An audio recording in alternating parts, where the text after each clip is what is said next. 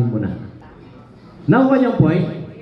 Pero kung may option, try nyo po. Baka mas madali doon sa option mo. Tapos, pag yumaman ka po, balikan mo kami. Baka matulungan mo kami. Nakuha niyo po? Kasi kung madali sa option mo, eh, bakit? Doon tayo magsama-sama. Tama? Nakuha niyo po? Wala na lang option. Sige, tuloy na natin. Anong ginawa ko? Meron pang isa na titira mag-networking ka. Itong ginagawa natin. So, para kayo yumaman, try nyo yung natitira. Buti nga, meron yan eh. So, ginawa ko po, para makasigurado, inaral ko siya. So, nung inaral ko siya, nagbasa ko ng mga libro, nakita ko, totoo siya. Actually po, 70 years old na po yung kauna-unahang networking sa buong mundo, that is Amway. And more than 70% ng Amerikano nag-networking at lahat sila maganda ang buhay. Grabe po itong mundo na ginagalawan natin. Actually, sabi nga ni Bill Gates, ayan o, sabi ni Winfrey Oprah, oy Mr. Bill Gates, kung hindi mo po na-invento ang Microsoft, wala kang Microsoft, ano kaya ang buhay mo ngayon? Sabi niya, if I will be given a chance to start all over again, I will choose network marketing. Mag-o-opti siya. Grabe no? Ayun, sabi niya sabi pa niya ayan o, dami, grabe po. Ultimo nga siya Warren Buffett. Grabe, Richard, grabe po. So what is multi-level marketing? By the way, para at least may idea lang guys kung what is multi-level marketing? So, marami, level, generation of people, okay, movement of product, marketing. So, magiging legit ang isang multi-level marketing kung may nag-move na product. Tama, hindi? So, one of the ba may product? Yes! Ibig sabihin, legit tayo. Palapakan nyo. That is multi-level marketing. Generation of people. Ibig sabihin, yung mga downline. Marami. Okay, yan po yung definition niya. So, by the way, sabi nga, why MLM product is not in marketplace? So, pag-usapan natin, bakit ka babayaran ng million dito at the same time, ano ba talaga? Ano ba talaga itong multi-level marketing na to?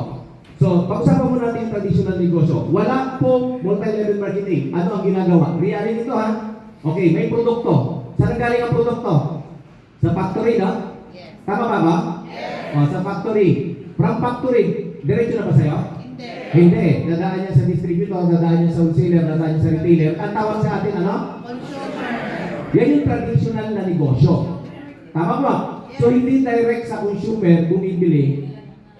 Okay? Hindi direct sa factory bumibili ang consumer. Tama ko ba? Yes. So, isa sa mga advantage natin, sometimes yan po yung marirealize natin. So, meron tinatawag na way of advertising. Sa traditional na negosyo, gumagamit sila ng artista. Tama ba yun? Yes. Kaya natin nakikilala yung produkto. Okay? Gumagamit sila ng commercial, TV network, billboard, magazine, radio.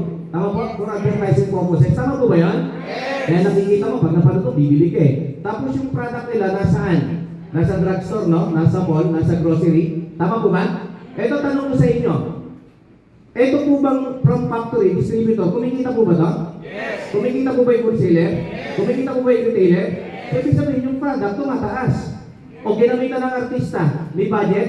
Yes. Commercial, may budget? TV network, billboard, magazine, may budget? Yes. Nilagay po nilagay sa Southstar, sa Mercury. Kikita si Southstar? Yes. Kikita si Mercury? Yes. Yung grocery? Yes. Ang daming dinana ng product. Naglabas yung company ng milyon, no? Tama? Bago nakarating sa consumer.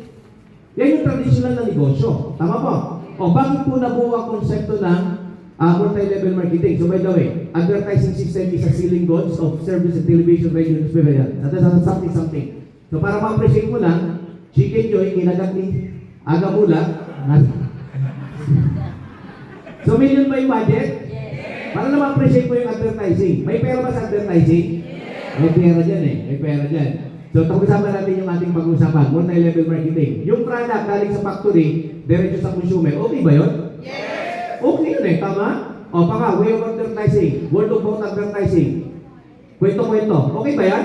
Yes! Okay? Nasaan po yung produkto, nasa distributor. Ibig sabihin pa lang, kaya pwedeng kumita sa multi-level marketing ang isang produkto kasi from factory, diretso na sa consumer.